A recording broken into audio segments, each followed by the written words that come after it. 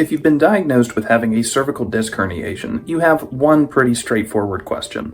Will it heal on its own? And my answer for you is yes, but. And that but all is going to come down to your specific case and specific conditions. Because while 90% of cervical disc herniations are going to heal on their own, it all comes down to what you do to make sure that you have the best chances at full recovery. Most of the time, these on-its-own miraculous recoveries happen when people go to physical therapy, are seeing a chiropractor, are doing different exercises or modifications to their daily routine to ensure that the muscles are recovering fully and that swelling is staying at a minimum. And while I'm sure that your first concern had to do with, is that disc going to heal at all? The more important question now is, how quickly do you want it to heal and how complete do you want that recovery to be? Because a lot of people are under the impression that a full recovery means that the disc is going to go back to normal. Where in reality, there are a lot of documented cases and mechanisms as to how your body actually recovers from a disc bulge or herniation. And they don't have a lot to do with returning to what you and I might consider fully recovered. On top of that, your body has some really cool mechanisms that actually help to reabsorb some of that fluid and also get some of the inflammatory chemicals off of your nerve endings so you quit experiencing that nerve irritation. What I'm saying is that in one sense of the word, yes, you are recovering, but in the other sense, you're not returning back to your original state you had prior to the disc bulge or herniation. But that's all well and good, because even if the disc is a little less squishy, and even if you do have a little bit of scar tissue where that disc is, it doesn't mean that you're going to keep experiencing pain. You can get back to full functionality and zero pain at all, despite those physiological changes to the disc structure.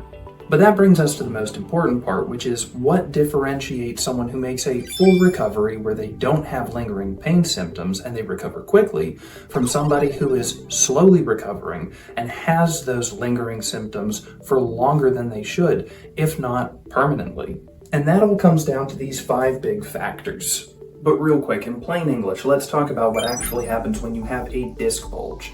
The outer shell, the annulus fibrosus, is weakened or torn, and as it heals, what happens is it scars over that weakening or tear. After that initial scarring takes place, you then have swelling, which is going to reduce over time. And as you have less swelling, you're going to have less pressure on the nerve and the associated muscular tissue around that joint, meaning both the nerve and the muscle are less irritated, leading to less pain and restriction in range of motion. Which means even though the disc isn't reverting back to its original shape and structure, it doesn't mean that the irritating portions, the swelling, the chemical irritants, aren't going to reduce, which in turn decreases your amount of pain and sensitivity. And going back to the beginning of this video, this is where that big but comes in, the difference between structural and functional healing. Because while the structure might not return back to its normal form, if you regain full functionality and don't have any pain, you've made a full recovery. And this is why MRI imaging is so weird, because if you're getting imaging done and you've had previous disc bulges or herniations, they're going to show up and they're going to be scarred and they're going to show a lot of changes to that joint. Doesn't necessarily mean you're feeling pain, and it doesn't necessarily mean that the pain you might be feeling is coming from that old bulge. The best analogy I think we can all relate to is a sprained ankle. We've all had a friend or experienced ourselves a sprained ankle, and we know that after it happens, that ligament doesn't go back to 100% what it used to be. If we looked at it under a microscope, the scar tissue was a little bit altered, and we also know from experience it's a little more stretchy, it's not quite as strong. The same thing happens to that disc.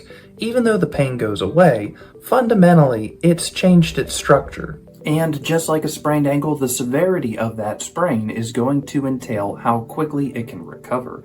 So if you have a really intense sprain, it'll take longer to heal. Same goes for a cervical disc.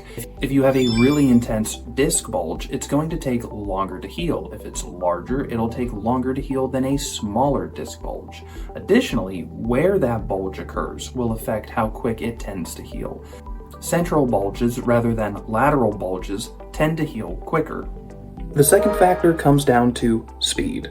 How quickly after the disc injury occurred did you start addressing the issues? Because think of this like a splinter. If you leave a splinter in your skin for a long period of time, it can scab over, it can get infected, weird things start to happen. Versus if you pull that sucker out right away, it's done, and your skin can start to heal. Same thing goes for a disc. If you address the issues early on, your body can start that recovery process that much faster, and it is far less likely for you to start developing further aggravating symptoms that keep you in pain longer. Don't freak out even if the doctor's office is closed today. Pop down into the description for this video and there is a free module for the cervical disc recovery blueprint so you can start your recovery today. And then we pop over into factor 3, which are the things you do on a daily basis to aggravate your disc bulge. And these are the little innocuous things you don't even think would matter that much. How often you're looking down at your phone or reading a book, how often your head's coming forward so that you can drive or look at your computer on your desk. Also how you sleep. People constantly come to the office telling me about how they can't find comfortable positions to sleep and they end up twisting and turning all night. And that's one of the first things we have to resolve. Because think of this injury like a scab. If you continue to pick it and aggravate it, it doesn't heal. Or if it does, it has a nasty scar. This is one of the factors that is most under your control. So if you watch this video all the way to the end, I'm going to link another video that's going to show you some easy exercises to get you started safely to rehab your neck and correct your posture. And that brings us to factor number 4, general health factors. A history of smoking, because it diminishes the amount of blood and oxygen that can get to a disc, will decrease the rate at which it can heal. Relative activity will affect how much blood flow is moving through the area and also lymphatic drainage to help that area clear out damaged tissue. Having an anti-inflammatory diet will help with reduced swelling and also making sure that your immune system is functioning optimally. And finally, a healthy body weight will help to reduce the amount of pressure experienced on those discs. And finally, factor number 5, which is having professional guidance on your route to recovery. Because unsurprisingly, having someone instruct you on how to perform the correct exercises, how to make modifications to your workspace, and the tips and tricks you can be utilizing to make sure that you're healing as quickly as possible in a timely manner are going to be way more efficient than you guessing every step of the way. And again, you can check out this channel as a free resource for exercises and postural tips to help with reducing neck pain associated with a cervical disc herniation. You can also check out the full cervical disc recovery blueprint. That is a full 1-month guide where I'm with you every step of the way with exercises, stretches, and changes to your day-to-day ergonomics just to help speed up that recovery and make sure that you heal completely.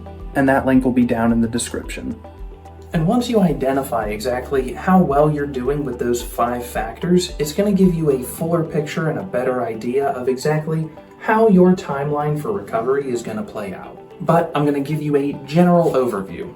Weeks 1 and 2, your acute inflammatory phase. This is when it's typically at its most terrible, but it's also when your body has already kick-started the healing process. You are going to be in pain, but your body is already taking the necessary steps to clear out damaged material and start bringing down swelling. Weeks 2 to 6, the subacute phase. This is where people start noticing dramatic decreases in pain, especially when they have a guided program from a PT or a chiropractor. And this is also where you will start noticing the compounding effect of doing those tiny modifications to your workspace and your day-to-day activities to reduce strain on your neck. Week 6 to 12. This is where most people have noticed an alleviation of most, if not all, of their symptoms. Especially whenever you're looking at an MRI, you'll start to notice a diminishing in the amount of swelling from that disc and associated soft tissues. And finally, 3 to 6 months out. If you had a larger disc bulge, or if you had any compromising factors that we mentioned earlier in the video, this is where you will still continue to notice improvement in your symptoms. It's just taking longer because remember, we either have an increase in damaged tissue size, or we have a decrease in blood flow, or other factors that continue to aggravate that disc. And remember guys, this is a general time frame, so don't panic if you're 3 weeks in and you haven't noticed a significant reduction in your pain symptoms. Those 5 factors are going to play a huge role in where you fall in that timeline and variability that you might experience. And with that in mind, if you are past that 6-month window and you're still experiencing symptoms, don't freak out. It's more of a sign just letting you know that you need to go in for a reassessment and maybe get some better guidance as to what you should be doing moving forward. Key words there, what you should be doing. Because if you're 6 months out and you're still experiencing symptoms, it's really not a great time to wait and see. It's definitely a sign that you need to go in and have it evaluated to figure out why it's not healing properly. More importantly, we need to make sure there's nothing worse going on. And what might that look like? Weakness in your upper extremities, meaning your arms, is going to be a pretty good sign that you need to get that disc looked at pronto. There is no reason you should have permanent nerve damage from a disc bulge short of you just not doing things when your arms quit working. If you're having a hard time picking up a gallon of milk or having a hard time holding a pencil when it wasn't a problem earlier this week or earlier this month, that is a sign you need to get evaluated quick. Worsening symptoms is also a great reason for you to get reevaluated rather than waiting. To experience fluctuations in numbness or tingling is normal. That's actually one of the things I will ask my patients. Is the numbness still in the same fingers? Has it moved? Has it gotten better, worse, changed? Because improvement, even if it's not linear, is a good sign. But if the numbness starts to spread into a larger area, or if it continues to intensify, that's a sign that you need to get reassessed quick. Finally, changes to bowel or bladder function, or also changes to balance and coordination, are in need of immediate further evaluation because those aren't normal signs of a disc bulge, and it might be a sign you have something more pressing going on. And while none of this is meant to scare you, please, take care of yourself. So to answer your question, will your disc bulge heal on its own? In most cases, yes, especially when you address those 5 factors we mentioned earlier in the video. But if you're looking for a little bit of additional help, please wait until the end of the video. I'm going to link another video that'll show you 3 safe exercises you can perform to start rehabilitating your neck. And additionally, there is a video that will show you what I personally would do to rehab a cervical disc injury on my own. And with that, guys, I'm Dr. Beck. Thank you so much for watching. If you found this video useful, please share it with someone else who might find benefit from the information, because my goal here at One Life Wellness is to help as many people make the most of their one life despite pain. And the only way I can really do that is if you share this information with someone who is also struggling to get out of pain. Thank you again for your support, and I will see you in the next video.